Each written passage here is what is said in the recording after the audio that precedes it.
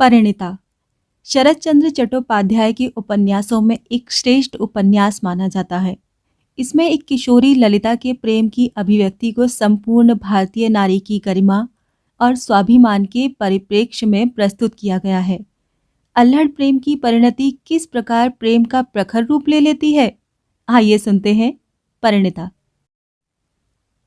गुरुचरण बाबू को जैसे ही ये समाचार मिला कि उनकी पत्नी ने बिना किसी विघ्न या बाधा के 5वीं कन्या को जन्म दिया है और जच्चा बच्चा दोनों स्वस्थ हैं, ये सुनते ही उनका चेहरा म्लान, रक्तहीन और निस्तेज हो गया। शक्ति बाण लगने पर रामायण के लक्ष्मण का चेहरा भी शायद इस प्रकार न मुरझाया होगा जिस प्रकार इस समय गुरुचरण बाबू का चेहरा मुरझाया हुआ था। गुरुचरण बाबू एक बैंक में साधारण क्लर्क हैं। वेतन 60 रुपये। आप सहज ही अनुमान लगा सकते हैं कि उनका शरीर कैसा होगा। किराए पर चलने वाले तांगे के मरियल घोड़े जैसा। उतने ही दुबले पतले, उतने ही दयनीय और चाबुक खाने के लिए सदैव तत्पर। इसके बावजूद ये महाभयंकर शुभ संवाद सुनकर उनके तन मन पर जो कोड़ा पड़ा, उससे वो स्तब्ध रह गए। गुरुचरण के हाथ में ली हुई हुक्के की नली हाथ में ही रह गई। उसे मुंह तक लाने और एक कश खींचने तक की शक्ति उनके अंदर नहीं रही। वो इस तरह धम्म से नीचे बैठ गए जैसे उनके अंदर की सारी शक्ति निकल गई हो और स्तब्ध से वहीं पड़े रहे। ये शुभ संवाद लाई थी उनकी तीसरी कन्या अन्ना काली, जिसकी उम्र 10 वर्ष थी। शुभ संवाद देने के बाद वो अपने पिता से बोली, बाबूजी अंदर चलो ना, देख तो लो माँ और गुड़िया को। गुरुचरण ने दृष्टि ऊपर की, अन्ना काली को देखा और तब फिर शक्ति बटोरते हुए उससे बोले, एक गिलास पानी तो ले आ बिटिया, मैं पहले पानी पीऊंगा। अन्ना काली अपने पिता की ओर आश्चर्य से देखती हुई धीरे धीरे अंदर की ओर चली गई। गुरुचरण उसी तरह बैठे बैठे इस कन्या शिशु के जन्म के समय में होने वाले खर्चों के संबंध में सोचने लगे। लोगों से भरे प्लेटफॉर्म पर गाड़ी के आते ही मुसाफिर किसी कंपार्टमेंट के खुले दरवाजे को देखते ही अपना बोरिया बिस्तर लेकर किस कदर अंदर घुस पड़ने के लिए मारामारी शुरू कर देते हैं। उसी तरह अनेक चिंताओं की भीड़ गुरुचरण के दिमाग में आने लगी। उन्हें ध्यान आया, पिछले वर्ष अपनी दूसरी बेटी का विवाह करते समय उन्हें बहू बाजार का ये अपना 2 मंजिला पैतृक मकान गिरवी रखकर कर्ज लेना पड़ा था। पिछले 6 महीने से वो सूद की एक भी किश्त नहीं चुका सके हैं। अगले महीने नवरात्र में दुर्गा पूजा के अवसर पर गुरुचरण को अपनी बीच वाली बेटी के घर नए कपड़े, फल और मिठाई भेजनी है। कल देर रात तक ऑफिस में काम करने के बावजूद हिसाब ठीक तरह नहीं मिला था। आज दिन के 12 बजे तक उसे मिलाना है और डेबिट क्रेडिट एक करना है। कल ही उनके बड़े साहब ने ऑर्डर जारी किया है कि दफ्तर में कोई मैले कपड़े पहनकर नहीं आएगा और जिसके कपड़े मैले पाए जाएंगे उस पर जुर्माना होगा। इधर हाल ये है कि घर के आधे कपड़े लेकर धोबी पिछले हफ्ते से गायब है। गुरुचरण को लगा वो और अधिक देर बैठे नहीं रह सकेंगे। हुक्के की नली एक ओर रखकर वो दरी पर लेट गए और मन ही मन भगवान से कहने लगे, हे प्रभु, इस कलकत्ता शहर में हर रोज न जाने कितने आदमी घोड़ा गाड़ी के नीचे आ जाते हैं और अकाल मृत्यु प्राप्त करते हैं। तुम्हारी दृष्टि में क्या वो लोग मुझसे भी बड़े पापी और अपराधी हैं? हे दयालु भगवान, मुझ पर दया कर, एक बड़ी सी गाड़ी मेरी छाती के ऊपर से भी निकाल दे। अन्ना काली पानी लेकर आई और अपने पिता से बोली, लो बाबूजी, उठो और पानी पी लो।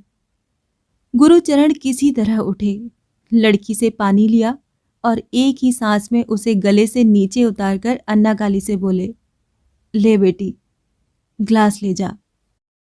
अन्ना काली के जाते ही चिंताग्रस्त गुरुचरण फिर वहीं लेट गए। कुछ देर बाद फिर उनकी भांजी ललिता हाथ में चाय का कप लेकर आई और गुरुचरण से बोली, मामा जी, आपके लिए चाय लाई हूँ, उठिए चाय लीजिए। साहस कर गुरुचरण फिर उठे।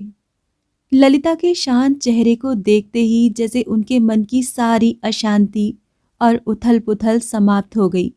बहुत प्यार से बोले, तू रात भर जागी है ना बेटी, आ मेरे पास आकर थोड़ी देर बैठ। ललिता मुस्कुराई, फिर मामा के पास आकर बैठती हुई बोली, आप परेशान दिख रहे हैं मामा जी। मैं पूरी रात नहीं जागी हूँ, बस थोड़ी ही देर जागना पड़ा है मुझे। घर गृहस्थी के भार से लदे हुए, कम उम्र में ही बूढ़े दिखने वाले अपने मामा की तकलीफ इस घर में ललिता से ज्यादा कोई नहीं जानता। गुरुचरण की बेटियां भी नहीं।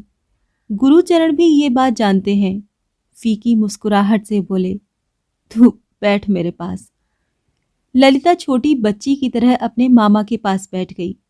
गुरुचरण उसके सिर पर हाथ फेरते हुए कहने लगे, अपनी इस राज दुलारी बिटिया को अगर किसी योग्य राजकुमार को सौंप पाता तो मन को ये संतोष हो जाता कि जीवन में एक बढ़िया काम तो किया। ललिता ने सिर झुका लिया। कुछ क्षण चुप रहकर गुरुचरण बोले, क्यों बेटी, अपने इस अभागे मामा के घर आकर तुझे सुबह से रात तक काम में ही जुटे रहना पड़ता है ना?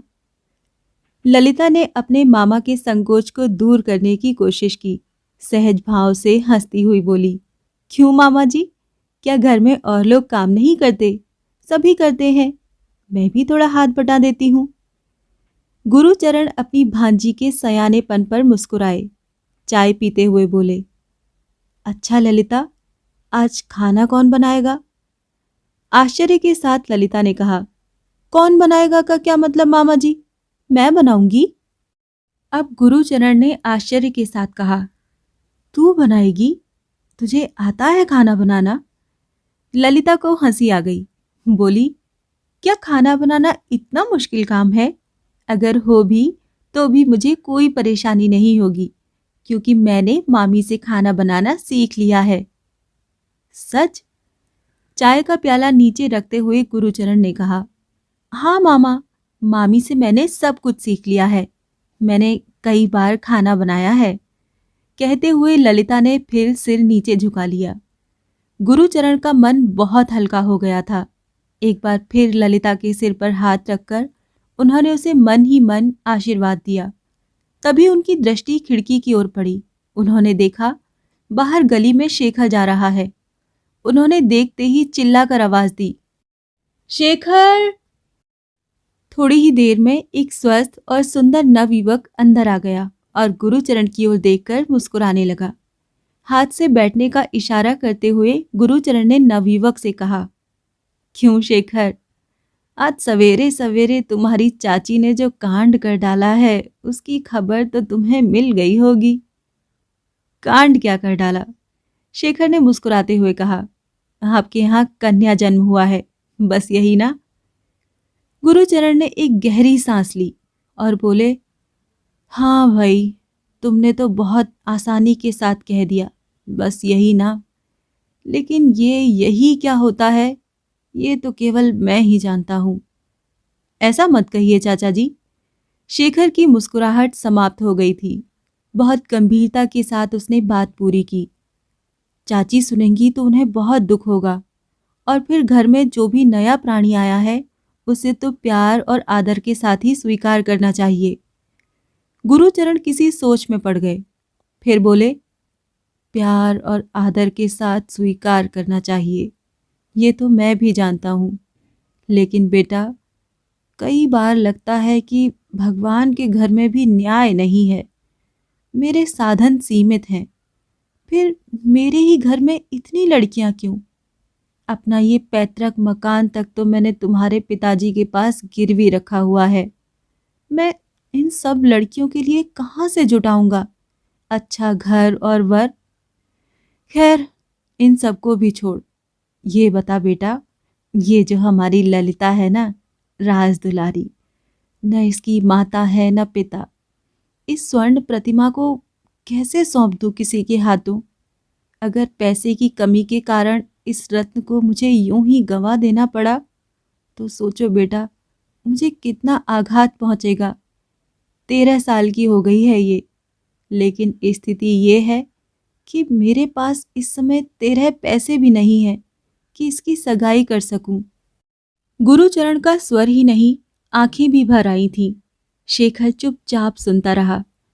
गुरुचरण ने गंभीरता से शेखर की ओर देखा और फिर कहना आरंभ किया। तुमसे एक बात कहना चाहता हूँ शेखर। कोई मित्र हो तुम्हारा, अच्छा लड़का हो, जो बिना रुपए पैसे और गहनों के इसे स्वीकार कर ले। मैंने सुना है नई पीढ़ी के बहुत से लड़के ऐसे हैं जो केवल गुणवती लड़की चाहते हैं, धन दहेज की मांग नहीं करते। अगर ललिता के भाग्य से और तुम्हारी कोशिश से कोई ऐसा ही लड़का मिल जाए तो सच मानना बेटा, जब तक जीऊंगा तुम्हें आशीर्वाद दूंगा। शेखर ने सिर हिलाया और बहुत गंभीरता के साथ कहा, अच्छी बात है चाचा जी, मैं ध्यान रखूंगा। लेकिन गुरुचरण को शेखर की इतनी सी बात से संतोष नहीं हुआ।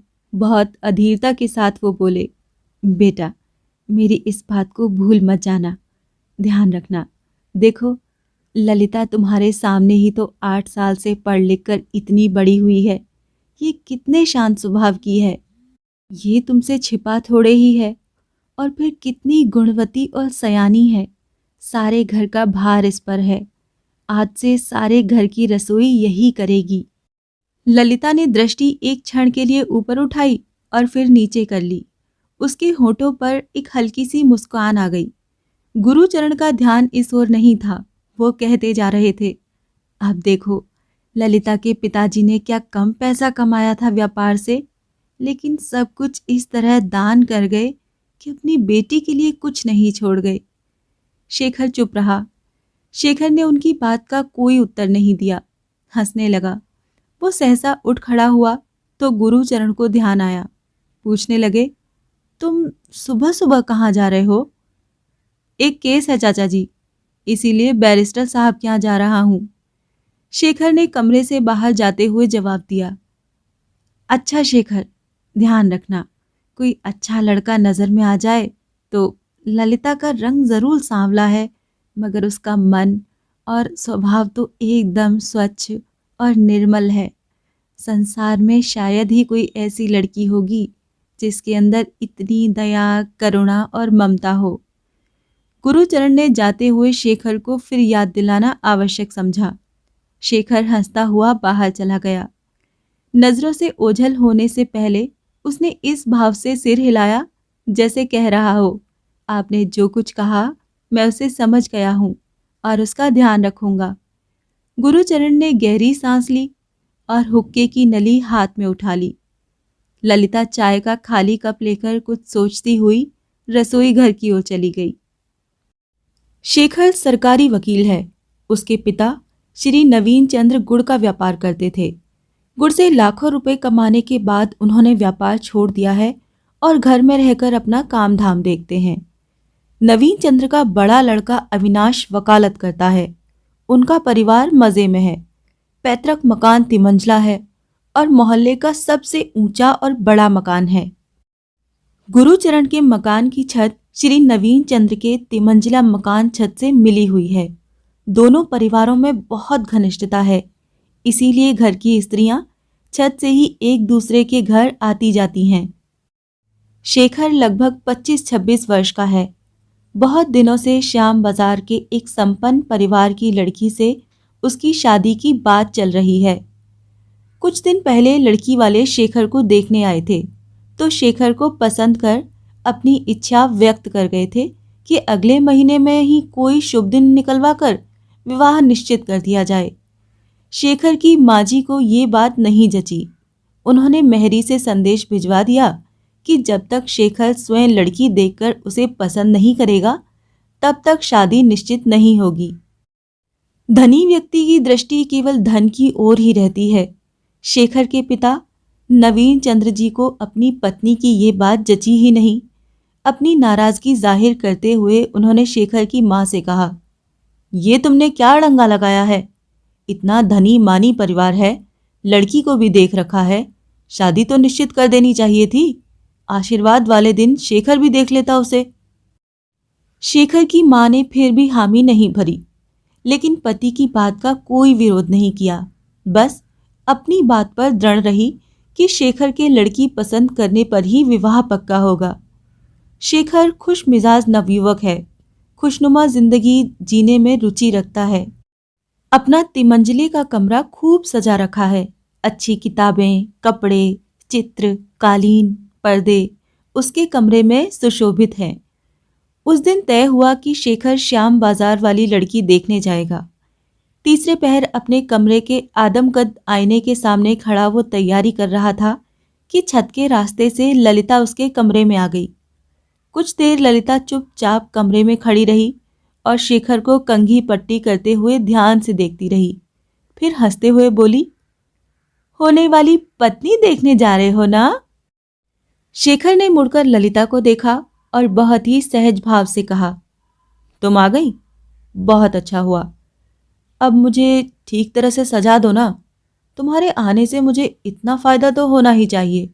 देखो, इतनी अच्छी तरह सजा दो जिससे मैं लड़की को पसंद आ जाऊं। ललिता हंसने लगी, फिर कहने लगी, देखो शेखर दादा, इस समय तो मैं तुम्हें सजाने संवारने की फुर्सत में नहीं हूं, क्योंकि अभी तो मैं कुछ रुपए लेने आई हूं। ललिता ने आगे बढ़कर शेखर के तकिए के नीचे से चाबियों का गुच्छा निकाला, तिजोरी खोली और कैश बॉक्स में से गिनकर कुछ रुपए निकाले और अपनी धोती के आंचल में बांध लिए।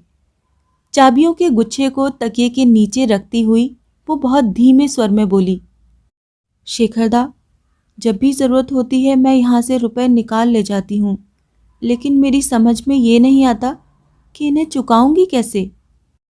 चुकाऊंगी कैसे? चुका तो रही हो, और कैसे चुकाओगी? शेखर ने बालों पर कंघी फेरते हुए कहा। ललिता की समझ में कुछ नहीं आया। वो शेखर के मुंह की ओर देखने लगी। शेखर ने कहा, देख क्या रही हो? क्या मेरी बात समझ में नहीं आई? ललिता ने सिर हिलाया, फिर बोली, नहीं। कोई बात नहीं, जब जरा कुछ और बड़ी हो जाओगी ना, तब सब समझ जाओगी। ये कहते हुए शेखर खट खट करता हुआ कमरे से बाहर निकल गया। उसी रात शेखर सोफे पर चुपचाप लेटा हुआ था।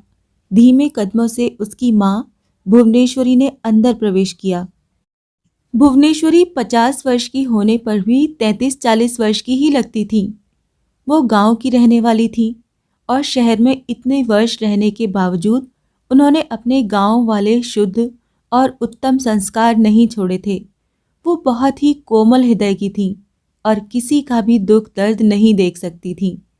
शेखर ने अपनी माँ से रूप, स्वास्थ्य और बुद्धि ही नहीं पाई थी, माँ के मन की दया और उदारता भी पाई थी।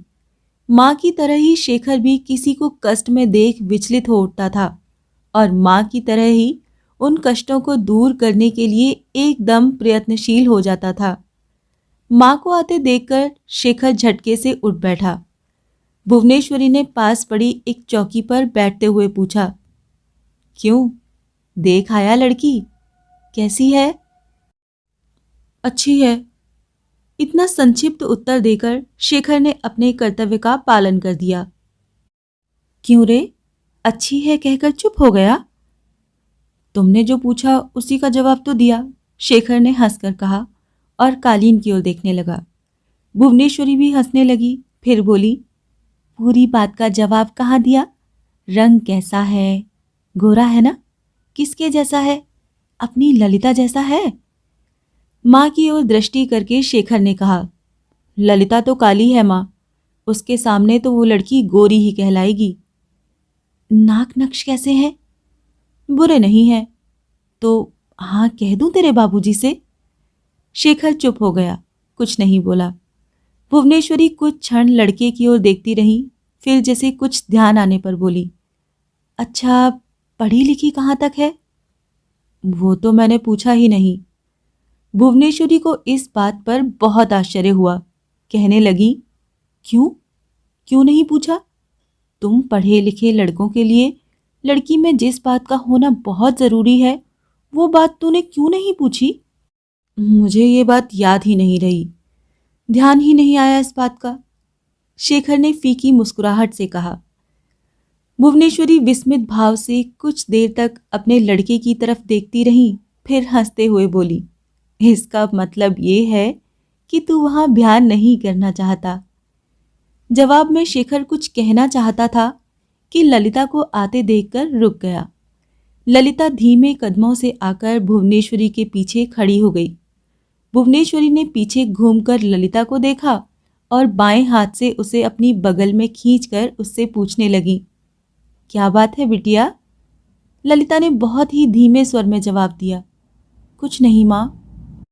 ललिता पहले भुवनेश्वरी को मौसी कहती थी, मगर भुवनेश्वरी ने उसे ऐसा कहने से मना कर दिया था। कहा था, बेटी मैं तेरी मौसी तो नहीं हूं, माँ बेशक हूं। ललिता तब से ही उन्हें माँ कहती थी। भुवनेश्वरी ने बड़े लाड़ से ललिता को खींचकर अपनी छाती से सटा लिया और बहुत प्यार से बोली, कुछ नहीं तो शायद तू सिर्फ मुझे देखने के लिए आई है। ललिता चुप रही, हिली तक नहीं। शेखर ने बड़े बूढ़ों की तरह सवाल किया, माँ को देखने आई हो? अपने घर का खाना कब बनाओगी? क्यों? ये खाना क्यों बनाएगी?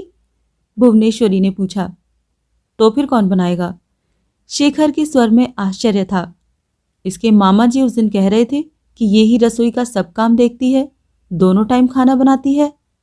इसके मामा जी ने भली कही। भुवनेश्वरी हंसती हुई बोली, जो उनके मुंह में आया कह दिया।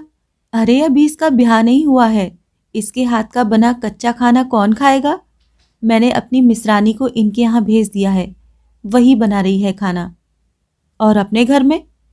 शेखर ने प्रश्न किया। बड़ी बहू बना रही है। भुवनेश्वरी ने स्थिति स्पष्ट करते हुए कहा, वैसे आजकल दिन का खाना मैं ललिता के यहाँ ही खा रही हूँ। शेखर ने संतोष की एक लंबी सांस ली। वो समझ गया कि इस संकटग्रस्त परिवार का भार उसकी बहुत अच्छी माँ ने अपने ऊपर ले लिया है। मन ही मन उसने माँ के प्रति कृतज्ञता प्रकट की। कोई महीने भर बाद की बात है। शेखर अपने कमरे में उसी सोफे पर आड़ा तिरछा लेटा हुआ कोई विदेशी उपन्यास पढ़ रहा था। हमेशा की तरह धीमे कदमों से ललिता आई और तकिए के नीचे से चाबी का गुच्छा निकालकर तिजोरी खोलने लगी। शेखर ने किताब पर से दृष्टि नहीं हटाई। साधारण भाव से पूछा, क्या हो रहा है? कैश बॉक्स खोलती हुई ललिता ने जवाब दिया, रुपए ले रही हूं शेखर दा। ठीक है कहकर शेखर फिर से उपन्यास में व्यस्त हो गया। ललिता बाहर जाने के लिए थोड़ा साज श्रृंगार करके आई थी। वो चाहती थी कि शेखर उसे एक बार भरपूर नजर से देख ले और ये पूछे कि वो कहाँ जा रही है। शेखर को उपन्यास में दृष्टि गाढ़े देखकर वो कुछ ऊंचे स्वर में बोली, 10 रुपए लिए हैं शेखर दा। उसका ख्याल था कि शेखर इस बात पर अवश्य प्रश्न करेगा, किस लिए या क्यों, और उसकी ओर देखेगा। लेकिन शेखर ने कोई जिज्ञासा प्रकट नहीं की, कोई प्रश्न नहीं किया। बहुत ही निर्विकार भाव से अच्छा कहा और उपन्यास पाठन में डूबा रहा। उसने ललिता की ओर देखा तक नहीं। ललिता को बड़ी बेचैनी होने लगी। आज कुछ परिचितों के साथ उसे नाटक देखने जाना था। वो लोग नीचे उसकी प्रतीक्षा कर रहे थे। ललिता बिना शेखर की अनुमति के कहीं नहीं जाती थी। अनुमति उसे मिल भी जाती थी। इसी विश्वास से वो तैयार होकर आई थी कि शेखर दा से रुपए भी ले लेगी और अनुमति भी। किंतु आज स्थिति ही विचित्र थी। शेखर दा उसकी ओर देख तक नहीं रहे थे, वो अनुमति किस तरह लेती? ये विचित्र बात है कि आज तक उसे कभी किसी ने ये नहीं बताया था या आदेश दिया था कि उसे जो भी करना है शेखर दा की अनुमति लेकर करना है। लेकिन ईश्वर ने प्राणी मात्र में जो सहज बुद्धि दी है, उसने न जाने कब ललिता के मन में ये भावना पैदा कर दी कि मामा मामी की आश्रिता होने के बावजूद शेखर दा उसके संरक्षक और शुभचिंतक हैं और उनकी आज्ञा या अनुमति के बिना उसे जीवन में कुछ नहीं करना चाहिए। ललिता ने होश संभालने के बाद से आज तक शेखर की अनुमति लिए बिना कोई काम नहीं किया था। जब उठापटक करते हुए काफी देर हो गई और शेखर का ध्यान योग नहीं टूटा, तो पराजित होकर वो कमरे से बाहर निकलने लगी।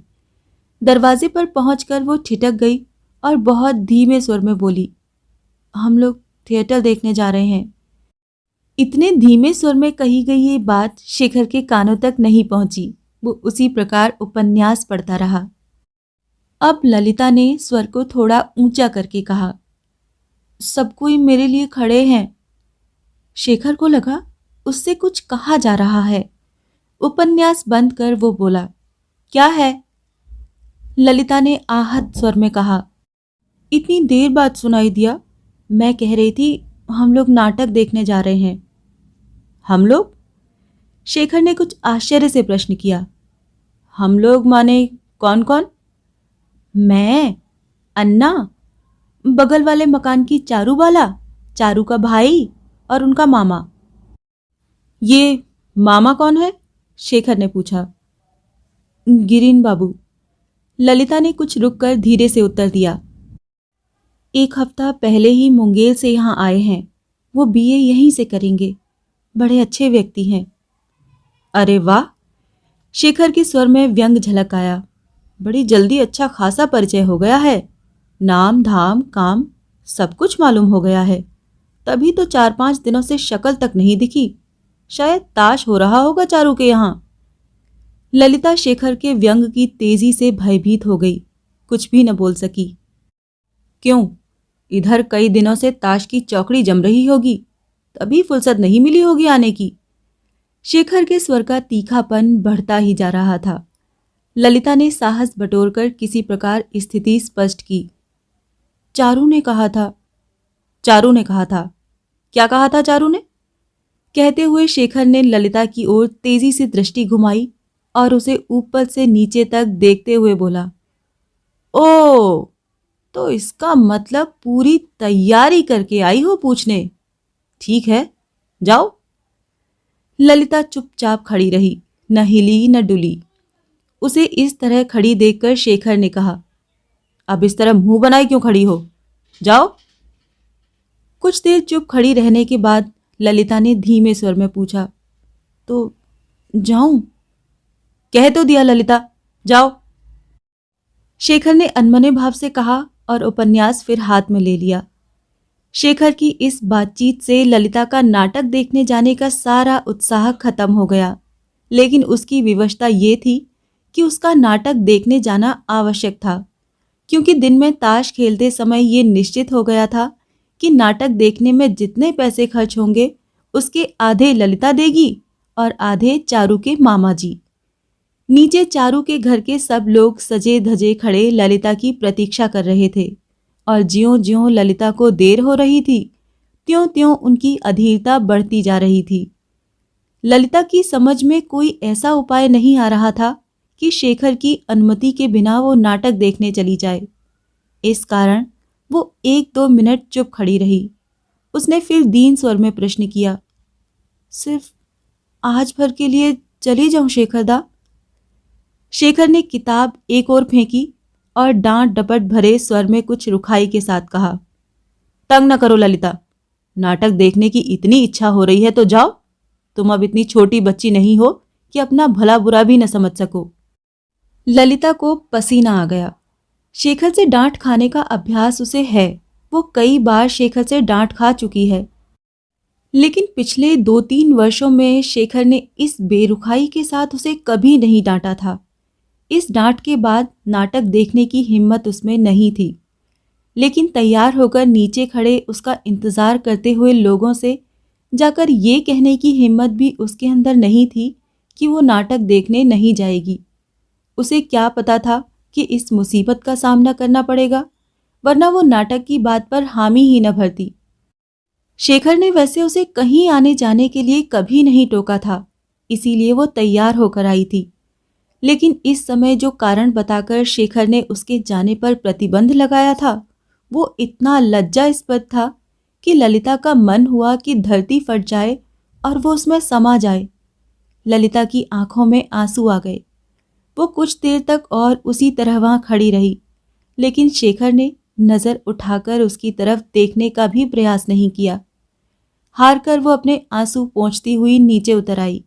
मेहरी को कहकर उसने अन्नाकली को बुलवाया और 10 का नोट उसके हाथ में देती हुई बोली, तुम लोग नाटक देखने चली जाओ अन्नाकली, मेरी तबीयत ठीक नहीं है। चारू से कह देना मैं नहीं आ सकूंगी। क्या हो गया दीदी? अन्नाकली ने सहानुभूति प्रकट की। कुछ नहीं, सिर में दर्द हो रहा है, जी मतला रहा है, तबीयत खराब हो रही है। ये कहते हुए ललिता ने बिस्तर की शरण ली। इसके बाद घर में काफी नाटक हुआ। अन्नाकली से ये सूचना पाकर चारूबाला आई। उसने बहुत खुशामद की, जिद की, कस्में दिलवाईं। फिर ललिता की मामी को बुलवाकर उनसे जोर डलवाया, लेकिन ललिता टस से मस न हुई। अन्नाकली नाटक देखना चाहती थी। ललिता के दिए 10 रुपए उसके हाथ में थे। जब ललिता चारपाई से नहीं उठी तो उसने चारूबाला को एक ओर ले जाकर कहा, चारू दीदी, जब ललिता दीदी की तबीयत खराब है और उनका नाटक देखने का मन नहीं है तो उन्हें घर पर ही रहने दो।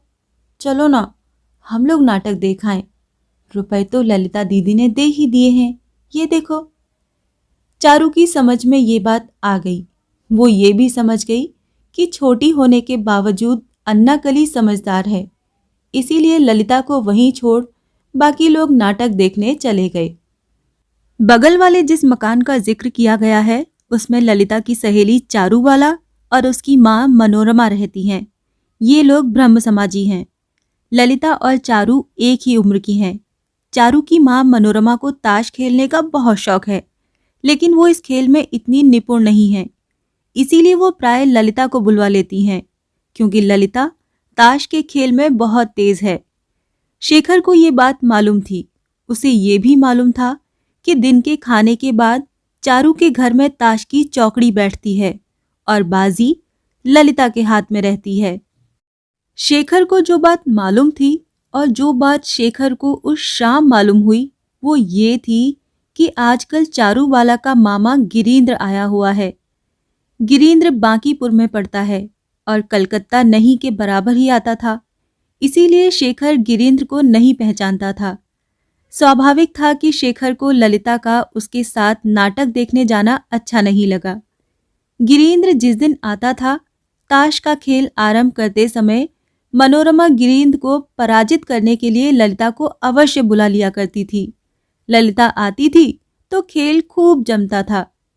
ललिता के कारण मनोरमा बाजी जीत जाती थी। ललिता जिस शाम नाटक देखने नहीं गई, अगले दिन दोपहर में जब मनोरमा ने मेहरी को भेजकर ललिता को बुलवाया तो ललिता ने मेहरी से कह दिया कि वो नहीं आ सकेगी, वो कुछ काम कर रही है। थोड़ी देर बाद चारू आई। ललिता सचमुच ही किसी अंग्रेजी पुस्तक में से कुछ अनुवाद कर रही थी। ललिता ने अनुवाद करने की बात कहकर चारू पर भी अपनी विवशता प्रकट कर दी। चारू लौट आई तो मनोरमा स्वयं ललिता के पास गई और उसकी किताब कॉपी कोने में फेंक कर अधिकारपूर्ण स्वर में बोली, चल उठ, बड़ी होने पर तुझे क्या मजिस्ट्रेट ही करनी है? और अगर मजिस्ट्रेट भी हो गई तो क्या तुझे क्लब में ताश नहीं खेलना पड़ेगा? चल अब, देर हो रही है। ललिता के सामने बहुत बड़ा संकट आ खड़ा हुआ। वो रुआंसे स्वर में बोली, नहीं, आज तो जाना नहीं हो सकेगा, बहुत काम है, कल जरूर आ जाऊंगी। लेकिन मनोरमा ने उसकी एक न सुनी। उसका हाथ पकड़ा और उसे लगभग खींचती हुई अपने साथ ले गई। ताश शुरू हुआ। हर दिन की तरह चारू और गिरीन्द्र एक तरफ और ललिता और मनोरमा दूसरी तरफ। लेकिन आज ललिता का मन खेल में नहीं था, इसीलिए खेल कुछ जमा नहीं। अनमने भाव से थोड़ी देर खेलकर वो उठ खड़ी हुई। जब वो जाने लगी तो गिरीन्द्र बोला, कल शाम आपने अपने हिस्से के रुपए तो भिजवा दिए, लेकिन नाटक नहीं देखा। चलिए, कल देखा है नाटक। ललिता ने सिर हिलाकर बहुत ही शालीनता के साथ कहा, नहीं, कल अचानक ही मेरी तबीयत बहुत खराब हो गई थी। अब तो तबीयत ठीक है, गिरीन्द्र हंसकर बोला। अब तो आप देख सकती हैं।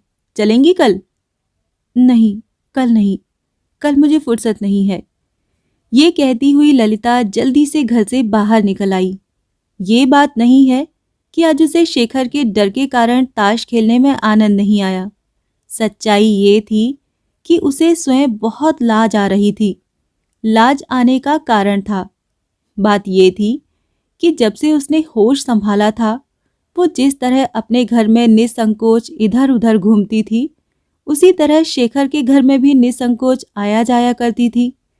शेखर उसे घर का सदस्य ही समझता था, इसीलिए उसे शेखर के सामने जाने में कभी कोई संकोच या झिझक का अनुभव नहीं हुआ, लेकिन कल शाम शेखर के संकेत करने के बाद उसे सहसा अनुभव हुआ कि गिरीन्द्र तो घर का सदस्य नहीं, पराया है। आज जब वो ताश खेलते समय गिरीन्द्र के सामने बैठी तो पूरे समय उसे बड़ी झिझक लगती रही। ललिता ने धीरे धीरे महसूस किया कि इधर कुछ दिनों के परिचय में गिरीन्द्र की दृष्टि में कुछ परिवर्तन हो गया है और वो उसे एक विशेष ही नज़र से देखने लगा है। ऐसी नज़र से जिसमें प्रीति या आसक्ति के भाव होते हैं।